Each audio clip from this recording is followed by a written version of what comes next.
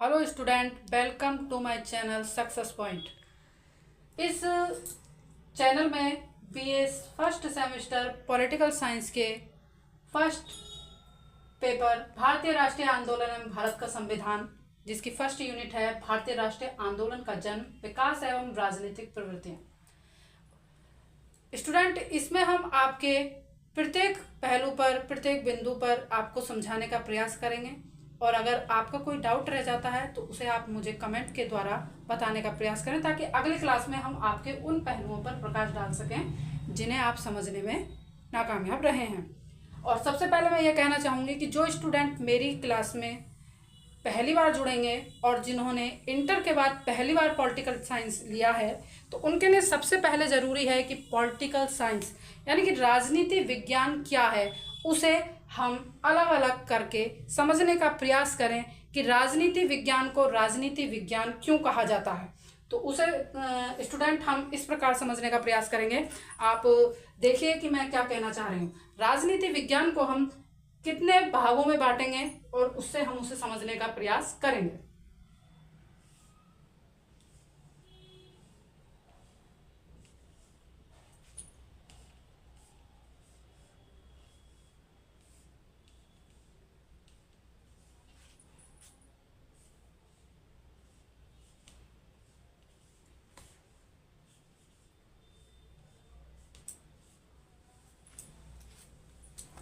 Student,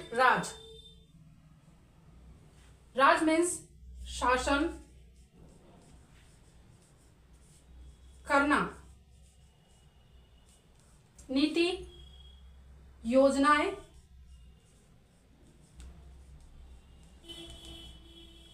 विज्ञान, किसी भी विषय का क्रमबद्ध अध्ययन,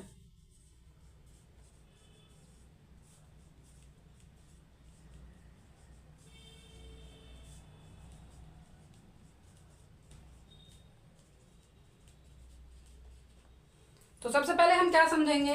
राज मतलब शासन करना, नीति, योजनाएं, विज्ञान, किसी विषय का क्रमबद्ध अध्ययन करना, कि शासन की योजनाओं का क्रमबद्ध अध्ययन करना राजनीति विज्ञान कहलाता है। सर्वप्रथम हम यह जानना चाह रहे हैं कि राजनीति विज्ञान को विज्ञान क्यों कहते हैं, क्योंकि राजनीति विज्ञान भी अन्य विज्ञानों की तरह ही किसी भी विषय को क्रमबद्ध लेकर चलता है और उसका अध्ययन करता है। तो अभी तक स्टूडेंट हमने क्या समझा कि राजनीति विज्ञान को राजनीति विज्ञान किस लिए कहा जाता है। अब हम आगे इसी कड़ी में क्या जानने का प्रयास करेंगे कि राजनीति विज्ञान कहाँ से आरंभ हुआ, किस तरीके से उसका धीरे धीरे प्रचलन आरंभ हुआ। तो प्राचीन भारत से ही राजनीति विज्ञान का अपना ही एक प्रचलन रहा और उसके विविध विविध नाम रहे। जैसे कि प्राचीन भारत में राजनीति विज्ञान को राजशास्त्र, राजधर्म, दंड नीति और नीति शास्त्र, अर्थशास्त्र के नामों से भी पुकारा जाता रहा है। और इन्हें हम अलग अलग नामों के द्वारा जानने का प्रयास करेंगे कि राजनीति विज्ञान को राजधर्म क्यों कहा जाता है। भारत में प्राचीन काल में राजनीति शास्त्र को राजधर्म कहा जाता था, क्योंकि राजतंत्र ही भारत में सबसे ज़्यादा प्रचलित था। राजतंत्र की शासन राजा के द्वारा ही किया जाएगा और वही धर्म कहा गया था, इसीलिए इसे राजधर्म के नाम से भी जाना जाता है कि राजा के द्वारा किया गया शासन ही धर्म है। इसीलिए राजनीति विज्ञान को राजधर्म के नाम से भी जानते हैं। और इसी कड़ी में अगला आता है दंड नीति। दंड नीति को प्राचीन काल में राजनीति शास्त्र को दंड नीति के नाम से भी जाना जाता था, जिसका संबंध शासन के सभी कार्यों से होता था। कौटिल्य के अनुसार कौटिल्य ने इस बात पर बल दिया है कि बिना दंड के शासन नहीं किया जा सकता। किसी भी राज्य में राज्य को कायम करने के लिए, धर्म को कायम करने के लिए हमें दंड की आवश्यकता पड़ती है। दंड के संबंध में मनु कहते हैं कि जब सभी लोग सो रहे होते हैं, दंड उनकी रक्षा करता है। कैसे? कि हम लोग सो रहे हैं घरों में, ठीक है, किस उससे सो रहे हैं कि हमारे साथ कोई भी गलत नहीं होगा। क्यों? क्योंकि अगर कुछ गलत होगा तो हम कानून की शरण लेंगे और उसी कानून के डर के वजह से दंड कम होते हैं, अपराध कम होते हैं दंड के भय से। तो क्या समझे हम, उसी भय के कारण लोग न्याय का रास्ता अपनाते हैं। इसी कारण प्राचीन समय में राजनीति शास्त्र को दंड नीति भी कहा जाता था। अब आते हैं हम अर्थशास्त्र। अर्थशास्त्र का जो प्रयोग है प्राय लोग अर्थ यानी कि धन से करते हैं। कौटिल्य कहते हैं कि यहाँ अर्थ का मतलब व्यक्ति के द्वारा किए गए उसके कार्य, व्यवसाय और उस आधार पर वह अपने परिवार का कैसे पालन पोषण करता है, उससे मतलब हमारा यहाँ पर अभिप्राय है कि व्यक्ति भूमि पर रहकर किस प्रकार के व्यवसाय को अपनाकर अर्थ की प्राप्ति कर अपने परिवार का भरण पोषण और पालन करता है, उसे अर्थशास्त्र कहते हैं। इधर आता है नीति शास्त्र। नीति तो आप जानते हैं कि योजना है, लेकिन यहाँ नीति का मतलब है कि जो विषय भलाई और नियम कानून के रास्ते पर और अच्छा बुरा उसका भेद करना हमें बताता है, वह शास्त्र नीति शास्त्र कहलाता है। यानी कि पुराने समय में भी राजनीति यानी कि जो राज कर रहे हैं वो राजा हमें भलाई और बुराई दोनों मार्गों में भेद करके जिस मार्ग पर चलाते थे, उस वजह से इसे नीति शास्त्र भी कहा जाता है। ठीक है, अब हम यहाँ तक जो समझे वो ठीक है। अब आता है दंड नीति का महत्व, कि राजनीति विज्ञान में दंड नीति का क्या महत्व है। कि अगर दंड की व्यवस्था नहीं होगी तो समाज में प्रत्येक व्यक्ति आसुरी प्रवृत्ति का हो जाएगा, अपनी मनमानी करेगा, उसके दिमाग में किसी का भय नहीं होगा, जिस कारण अव्यवस्था फैलती जाएगी। इसीलिए दंड का विधान बनाया गया है। ठीक है, इसमें भी कई प्रकार के शब्दावली का प्रयोग किया गया है कि किसी भी काम को करने के लिए साम, दाम, दंड, भेद। अब यहाँ बात आती है साम।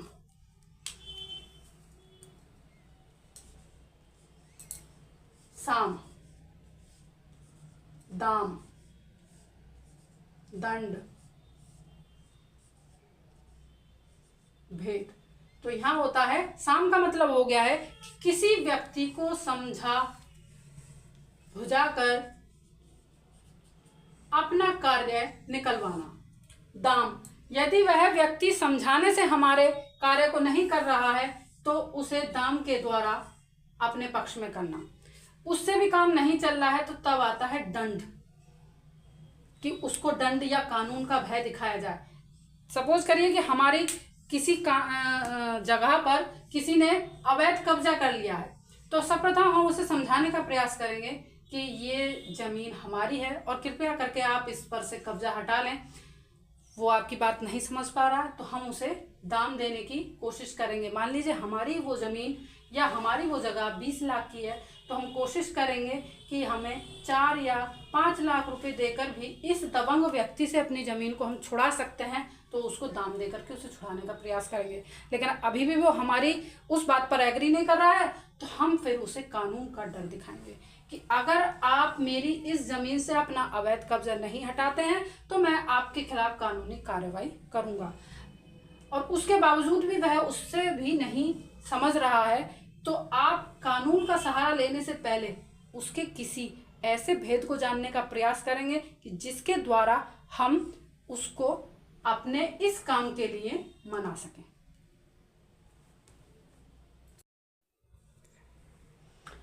तो स्टूडेंट, इसमें हम आगे की कड़ी में आते हैं कि दैवीय सिद्धांत। दैवीय सिद्धांत का जो अर्थ है वो इस बात से है कि प्राचीन काल में राजा को माना जाता था कि वह ईश्वर के द्वारा अवतरित है, उसका जो धरती पर आगमन हुआ है वो दैवी तरीके से हुआ है और वह संसार को अपने अच्छे कार्यों के द्वारा आगे लेके जाएगा, शासन करेगा और वह ईश्वर का हमें वरदान है। ठीक है, उसके बाद आता है धर्म राजनीति का घनिष्ठ संबंध। धर्म और राजनीति का प्राचीन काल में बहुत घनिष्ठ संबंध माना गया है और उसे हम किस प्रकार से समझ सकते हैं कि राजा के जो पुत्र हैं, पीढ़ी दर पीढ़ी राजा के पुत्र ही राजा बनेंगे, जो कि धर्म कहता है। अब आप मुझे एक बात बताइए कि राज जो करना है वो राजा ने करना है, आगे उसके पुत्रों ने करना है। एक शासन करने के लिए राजा की ज़रूरत है, सेनापति की ज़रूरत है, सेना की ज़रूरत है, मंत्रियों की ज़रूरत है, परंतु उसमें राज पुरोहित का भी स्थान धर्म के कारण दिया गया है। क्यों? क्योंकि प्रत्येक कार्य को पुरोहित राजा को धर्म के अनुसार बताते हैं कि राज तिलक इस शुभ मुहूर्त पे होगा, कोई भी विभिन्न कार्य इन मुहूर्तों के अनुसार होंगे, आपके युवराज को जो आप चुनेंगे वो इस तिथि को उनका राज तिलक होगा। और परंपराएं, प्रजा की धार्मिक नीतियां सब धर्म से जुड़ी हुई हैं और राजनीति से जुड़ी हुई इस प्रकार है कि पुरोहित उन्हें अपने अनुसार ढालता है। आगे हम चलते हैं, इसी कड़ी में आता है मत्स्य न्याय। ये स्टूडेंट आपको मेन पॉइंट इस यूनिट से पहले इसलिए बताए जा रहे हैं कि ये आपको शॉर्ट क्वेश्चनों में कभी भी पूछ लिए जाते हैं। ये कभी भी आपको लॉन्ग क्वेश्चन में नहीं पूछे जाते हैं, सिर्फ शॉर्ट क्वेश्चन में पूछे जाते हैं। ये जितनी भी चीज़ आपको बताई गई हैं ये मोस्ट हैं, और ये प्रत्येक बार जब से सेमेस्टर सिस्टम प्रारंभ हुआ है प्रत्येक बार प्रत्येक पेपर में पूछे गए हैं किसी न किसी रूप से। इसमें आता है मत्स्य न्याय। मत्स्य न्याय से जैसा हम नाम से ही समझ पा रहे हैं, मछली का न्याय। तो इसको हम किस प्रकार समझेंगे मछली के न्याय से? अब आप सोच रहे होंगे मछली का क्या न्याय होता है, तो उसको हम कैसे समझेंगे? मत्स्य न्याय अर्थात मछली का न्याय। मनु कहते हैं कि जिस प्रकार एक तालाब में या एक सागर में एक छोटी मछली को बड़ी मछली के द्वारा खा लिया जाता है, और उसी प्रकार एक घने जंगल में एक बड़े पेड़ के द्वारा एक छोटे पेड़ को दबा दिया जाता है, यानी कि उसके हिस्से का जितना भी पोषण होता है वो बड़े पेड़ द्वारा ले लिया जाता है। तो उसी प्रकार कि जैसे छोटी मछली को मारकर बड़ी मछली अपना पेट भरती है, छोटे पेड़ को दबाकर बड़ा पेड़ अपना पेट भरता है, उसी प्रकार जो शक्तिशाली व्यक्ति है वो निर्बल को दबा करके आगे शासन करते हैं। इसी प्रकार जंगल का शासन चलता है, इसी प्रकार समाज का शासन चलता है। तो स्टूडेंट अब आप समझ चुके होंगे कि मत्स्य न्याय का सिद्धांत क्या है, कि अगर हम इसे फिर से एक बार समझना चाहें तो फिर से समझ सकते हैं कि जिस प्रकार छोटे कीट बड़े कीट को खा लेते हैं, छोटी मछली बड़ी मछली को खा लेती है, बड़ा पेड़ छोटे पेड़ को खा लेता है, उसी प्रकार शक्तिशाली व्यक्ति कमजोर को दबा करके शासन करता है। इसे हम मत्स्य न्याय कहते हैं। अब हम इन सब से आगे बढ़ के आते हैं भारतीय राष्ट्रीय आंदोलन का जन्म, विकास एवं राजनीतिक प्रवृत्तियाँ। इसी पहली यूनिट में, फर्स्ट यूनिट में हम आगे बढ़ते हैं कि किस प्रकार भारतीय समाज में राष्ट्रीय आंदोलन का जन्म हुआ, विकास हुआ और राजनीतिक प्रवृत्तियां किस प्रकार आगे बढ़ी। तो जिस समय हमारा देश भारत जातियों में, भाषाओं में, धर्म में, सरकार में, इन सब बंधनों में आपस में उलझ रहा था, उसी प्रकार हमारे समाज के युवाजन को यह सब जानने की उत्सुकता हुई कि आखिर कोई हमें इतने समय से क्यों गुलाम बनाए हुए है और इनसे क्या हम नहीं निकल सकते हैं। युवा वर्ग ने अपने आप को राष्ट्रीय भावनाओं से प्रेरित होकर आगे बढ़ने के लिए अग्रसर किया और स्वतंत्रता के लिए हमारी युवा पीढ़ी संघर्ष करने लगी। 19वीं सदी के काल को भारतीय राष्ट्रीय आंदोलन की राष्ट्रीय जागृति का काल कहा जाता था। स्टूडेंट, उस समय हमारी युवा पीढ़ी 19वीं शताब्दी में अपनी आज़ादी के लिए अग्रसर होने लगी थी, या यूं कहूं कि जागृत होने लगी थी। वह अपने अधिकारों के प्रति जागना शुरू हो गई थी। और मैं आज भी यही कहती हूँ स्टूडेंट कि अगर आज की युवा पीढ़ी चाहे तो सरकार में किसी भी समय परिवर्तन कर सकती है। युवा पीढ़ी में वो ताकत है कि अपने विचारों से एक क्रांति को ला सकती है। और यह जो हमारी अंग्रेजों के प्रति स्वतंत्रता की भावना की जो लहर धीरे धीरे हिलोरे मारने लगी थी, अब वो एकता का रूप लेने लगी थी। धीरे धीरे सभी युवाजन एकता की तरफ दौड़ने लगे थे। ठीक है। श्रीमती एनी बेसेंट ने अपने शब्दों में कहा है कि इस विराट आंदोलन के पीछे शब्दावलियों का इतिहास था या शताब्दियों का इतिहास था। यहाँ शब्दावली की बात आती है, यानी कि शब्दों के द्वारा ही एक दूसरे को आंदोलन के लिए जगाया गया, और शताब्दी यानी कि बहुत सालों के इंतजार के बाद कोई ऐसी लहर दौड़ी जो 200 साल से राज कर रहे अंग्रेजों को खदेड़ने के लिए आगे उनकी कील का काम किया उसने। अब बात आती है राष्ट्रीय आंदोलन के उदय के कारण। तो सबसे पहले 1857 की जो क्रांति हुई थी वह सबसे पहले इस उदय का कारण बना। ठीक है। इसमें ब्रिटिश सरकार के खिलाफ तीव्र गति से भारतीयों में जन आक्रोश फैल गया था और उसने धीरे धीरे विद्रोह की भावना को जन्म दिया।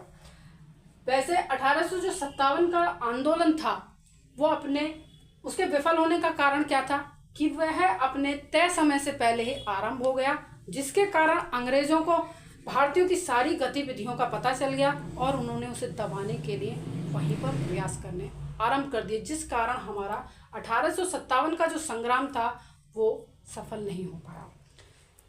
धार्मिक पुनर्जागरण। पहले हम धर्म के नाम पर अंधविश्वासी थे, तब तक हम गुलाम बनते गए। पहले क्या था कि जिसको जो कार्य सौंप दिया गया वह केवल उस तक सीमित था कि ब्राह्मण पढ़ाने का कार्य करेंगे, क्षत्रिय रक्षा का कार्य करेंगे, वैश्य व्यवसाय करेंगे और शूद्र जिस पर समस्त जातियों की सफाई का जिम्मा था, यानी कि सफाई का जितना भी कार्य है वो शूद्र करेंगे। तो इस प्रकार से जब कार्य बांट दिए गए धर्म के अनुसार, वर्ण व्यवस्था के अनुसार, तो कोई भी जो व्यक्ति था अपने वर्ण व्यवस्था के अनुसार अपने सीमित कार्यों में बंद कर रह गया। ब्राह्मण को लड़ना नहीं आता, उसको केवल शिक्षा देनी आती है। क्षत्रिय को पढ़ना नहीं आता, उसको केवल रक्षा करनी आती है। और जो वैश्य है उसको व्यवसाय करना आता है और शूद्र को केवल सफाई का कार्य आता है।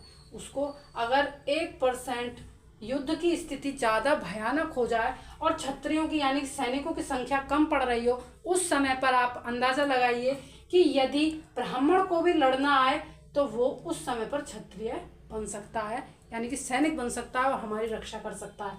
लेकिन उसको तो पढ़ाने का कार्य आता है और वो क्षत्रिय का कार्य नहीं लेगा, क्योंकि धर्म में बना हुआ है कि आपका जो धार्मिक कार्य है वो केवल पठन पाठन का है।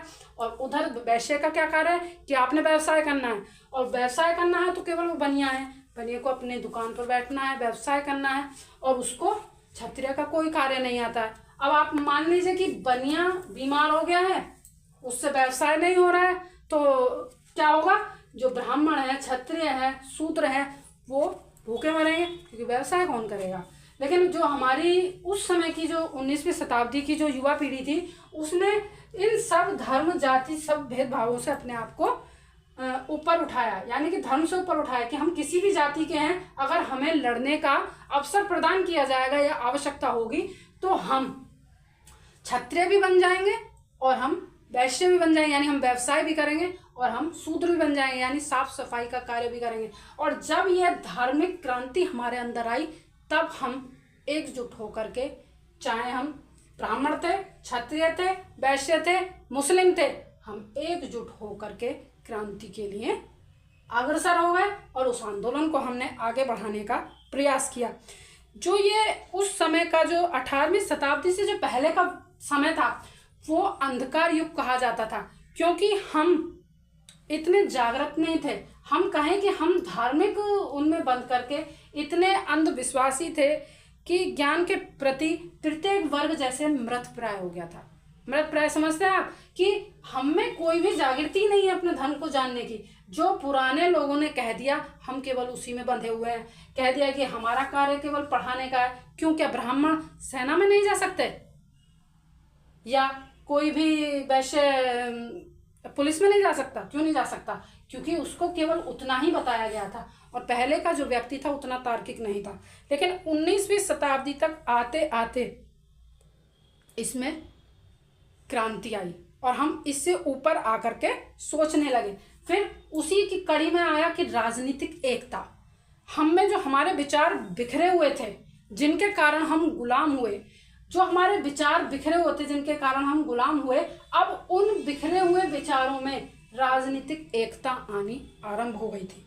ठीक है, हम छोटे छोटे राज्यों में बटे हुए थे, जिसके कारण जब कोई एक, आप सपोज करिए मुट्ठी बंधी हुई है, बंधी हुई मुट्ठी को हराना मुश्किल काम है, लेकिन अगर ऐसे ही खोल दिया जाए तो इस छोटी उंगली को सबसे पहले काटा जाएगा।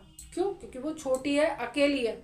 उसी तरह समझो, जब छोटे छोटे राज्यों में हम बट गए थे, विभक्त हो गए थे और उन्हें हमने जोड़ने का प्रयास किया।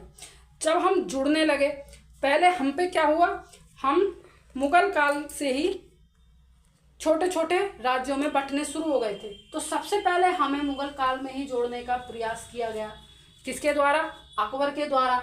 बेशक उन्होंने अपने शासन के लिए हमें एक जो जगह जोड़ने का, कि अकबर बहुत विशाल साम्राज्य का सम्राट है, ये करने के लिए सम्राट ने हमें छोटे छोटे नगर राज्यों से एक जगह करना आरंभ किया। और उसका जो परिणाम हुआ वो कुछ भी रहा हो, लेकिन आने वाले समय में उसका परिणाम हमें ये रहा कि हम एकता के सूत्र में बंधना सीख गए। और एकता के सूत्र में जैसे ही हम बंधे, तभी हमें अंग्रेजों से स्वतंत्र होने का साहस मिलना आरंभ हुआ। फिर आता है पाश्चात्य शिक्षा। पहले हम अनपढ़ थे, उतने पढ़े लिखे नहीं होते थे, लेकिन जब अंग्रेज हमारे यहाँ आए तो पाश्चात्य शिक्षा को लाए, जिसके द्वारा हमारे शिक्षा में धीरे धीरे विकास होना आरंभ हुआ। हमें उस शिक्षा से कुछ चीज़ें सीखने का अवसर मिला। उसका एक सबसे अच्छा उदाहरण है कि अंग्रेजों ने हमें उपाधियों में बांधना शुरू किया। तो सर्वप्रथम जो वो उपाधियाँ देते थे वो व्यक्ति की योग्यता के अनुसार देते थे, परंतु एक मुखिया जी का बहुत अच्छा उदाहरण है कि अंग्रेज उन्हें डैम फूल कहते थे। डैम फूल क्यों कहते थे? कि वो उन्हें बेवकूफ़ समझते थे। लेकिन अनपढ़ होने के कारण से मुखिया जी को ये नहीं पता कि उन्हें डैम फूल क्यों कहा जाता है। मुखिया जी समझते थे कि मुझे जो उपाधि मिली है वो बहुत अच्छी है। सभी जो उनके आसपास के लोग थे वो भी उन्हें डैम फूल ही कह करके संबोधित करते थे। लेकिन जब आने वाले टाइम में उनका पोता आगे पढ़ा और इंटर करने के बाद पढ़कर आया तो बहुत दुखी था। उन्होंने कहा, बेटा तुम पढ़ लिख कर भी क्यों दुखी हो? कि मुझे आज पहली बार ये कहते हुए दुख हो रहा है कि जिस उपाधि को आप ग्रहण करे हुए हैं और जिसके लिए आप इतने खुश हैं, उसका अर्थ होता है महामूर्ख। और हम अपनी अशिक्षा के कारण एक इस उपाधि में भी खुश हैं। तो धीरे धीरे भारतीयों में अंग्रेजों की शिक्षा के प्रति भी लगाव हुआ और अंग्रेजों की इस शिक्षा के कारण हम अपने अधिकारों के प्रति सचेत हुए, जिसके कारण हम इन आंदोलनों का हिस्सा बने। फिर उसके बाद इसी कड़ी में आता है आर्थिक असंतोष।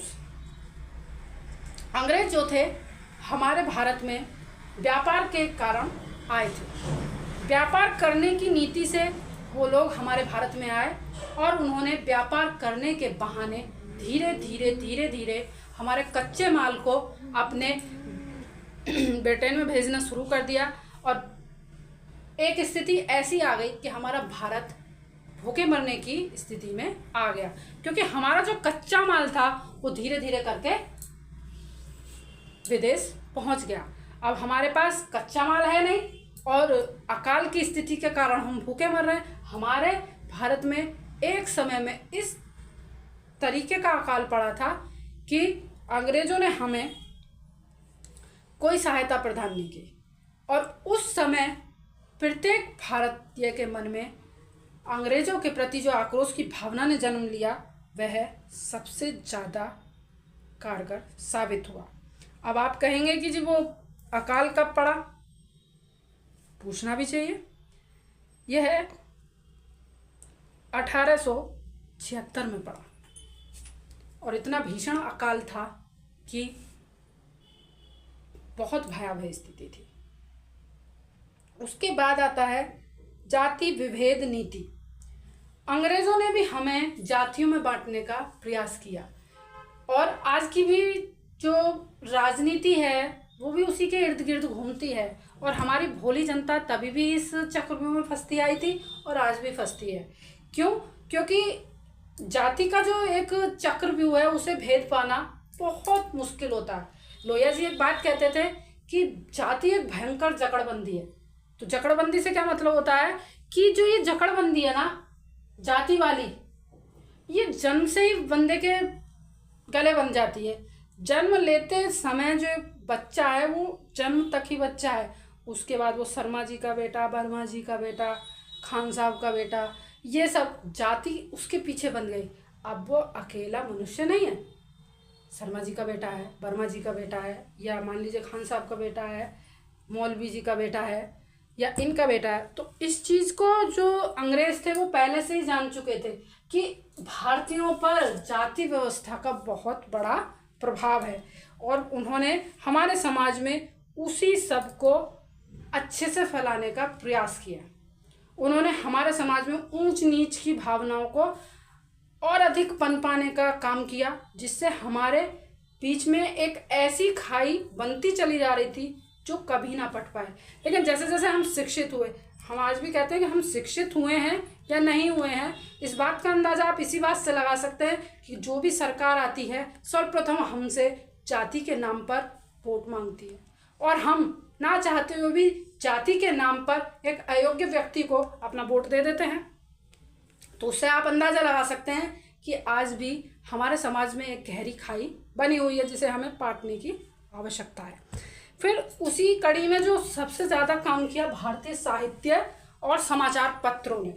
उस समय जो था ये सोशल मीडिया नहीं था कि व्हाट्सएप पे ज्ञान बट रहा है या फेसबुक पे ज्ञान बट रहा है या गूगल से हम जानकारी ले लें। तब जो जितने भी हमारे विद्वान थे या जो पढ़े लिखे वर्ग था वो समाचार पत्रों के या पत्रिकाओं के माध्यम से एक दूसरे को जानकारियाँ उपलब्ध कराते थे और उनका जो लिखने का ढंग और तरीका होता था वो इस प्रकार होता था कि एक जोश की लहर हमारे युवा वर्ग में दौड़ जाती थी, जिसके कारण से जो जागरूकता उत्पन्न हुई वो अंग्रेजों को उखाड़ फेंकने के लिए काफ़ी थी। उसमें जो हमारे समाचार पत्र थे वो कुछ मुख्य थे: इंडियन मिरर, हिंदू पैट्रियट, अमृत बाजार, मुंबई समाचार, केसरी, आर्य दर्शन, न्यू इंडिया आदि इतने प्रसिद्ध हुए थे कि इन समाचार पत्रों ने युवा पीढ़ी में एक नए आंदोलन को जन्म दिया और जो धीरे धीरे इतना उग्र रूप धारण करता चला गया कि भारत से अंग्रेजों को उखाड़ फेंका। फिर आता है यातायात एवं संचार के साधन। जब अंग्रेज भारत आए तो उन्हें ये, हमारे यहाँ ना तो रेल थी ना कोई और साधन थे, हम कहीं जाते थे तो पैदल जाते थे या बैलगाड़ी और आपके घोड़ा गाड़ी, इन्हीं साधनों से हम यातायात अपना करते थे। उसमें बहुत लंबा टाइम जाता था।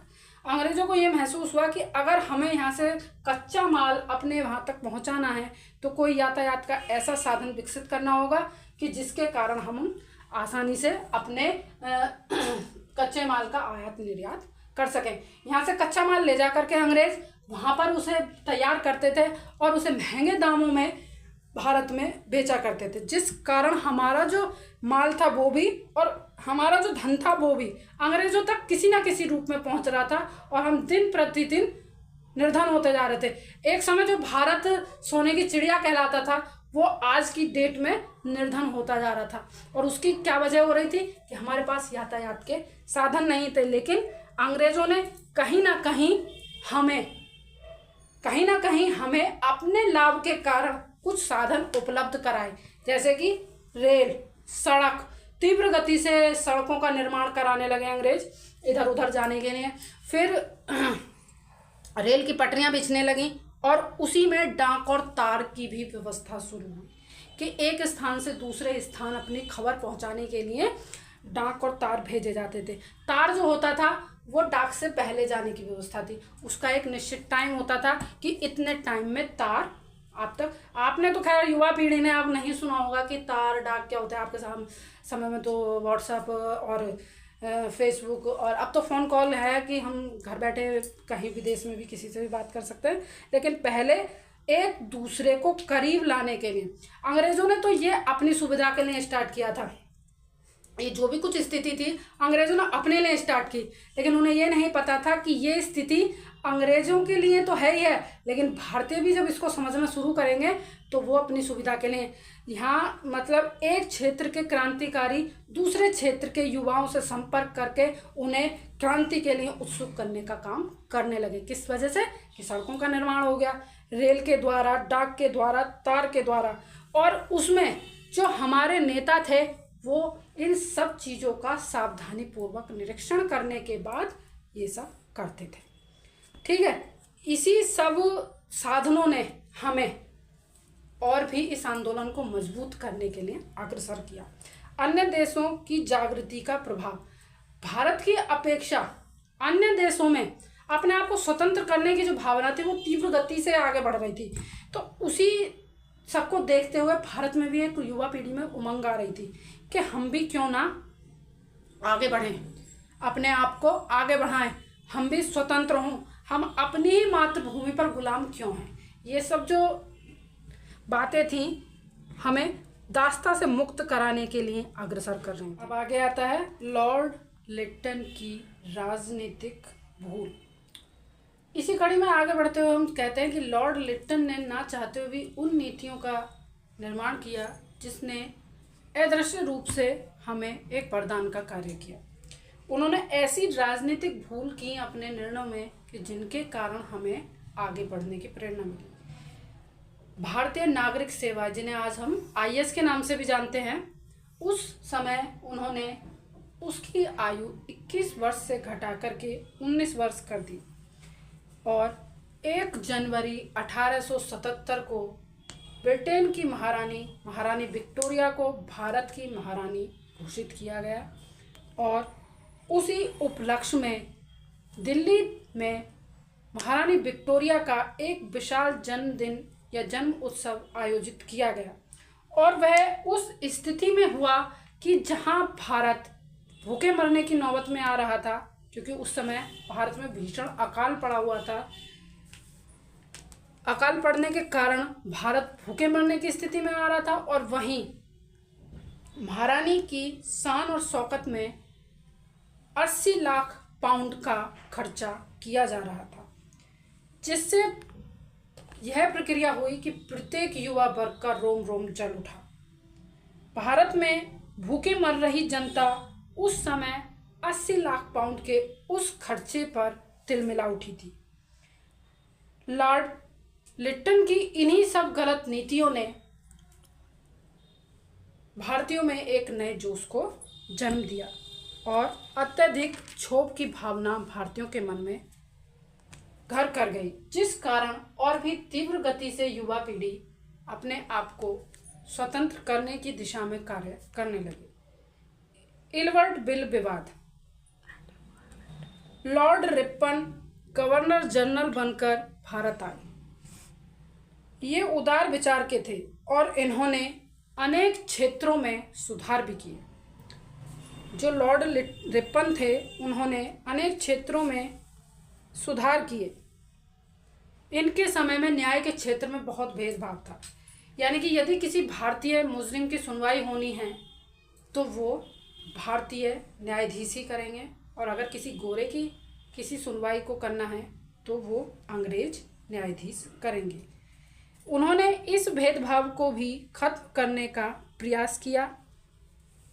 उनका कहना था कि एक अंग्रेज न्यायाधीश भी भारतीय का मुकदमा सुन सकती है, और उन्होंने भारतीयों को समझा करके एक ऐसा आंदोलन छेड़ दिया जिसमें 1 लाख से अधिक का चंदा इकट्ठा करके एक संघ का निर्माण किया गया, और उसका मेन उद्देश्य था इस भेदभाव को खत्म करना।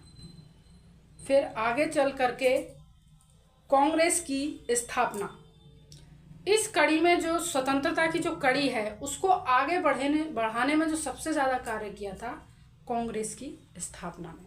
तो स्टूडेंट, हम आज की क्लास को यहीं पर ऑफ करते हुए ये कहना चाहेंगे कि भारतीय राष्ट्रीय आंदोलन में कांग्रेस की स्थापना हम अगली क्लास में आपको स्पष्ट करेंगे कि किस प्रकार कांग्रेस की स्थापना हुई, उन्होंने स्वतंत्रता के आंदोलन में किस प्रकार से कार्य किए और किस प्रकार से स्वतंत्रता को प्राप्त करने का कार्य किया। सो स्टूडेंट, मैं क्लास को ऑफ करते हुए ये कहना चाहूँगी कि मेरे शब्दों के द्वारा किसी की भी भावनाओं को आहत करने का प्रयास नहीं किया गया। मेरे जो उदाहरण हैं केवल टॉपिक को क्लियर करने के लिए होते हैं, वो किसी विशेष राजनीतिक पार्टी या विशेष राजनीतिक मुद्दे से जुड़े हुए नहीं है, केवल टॉपिक को डिफाइन करने के लिए उन वाक्यों को जोड़ने का प्रयास किया जाता है और उसका कोई भी उद्देश्य नहीं होता है। और अगर आपका कोई भी डाउट बताए गए पूरे टॉपिक में क्लियर होने से रह गया है तो कमेंट के द्वारा मुझे बताने का प्रयास करें, ताकि अगली क्लास में कांग्रेस की स्थापना से पहले आपके उन डाउट को क्लियर करने का प्रयास किया जाए। So thank you student.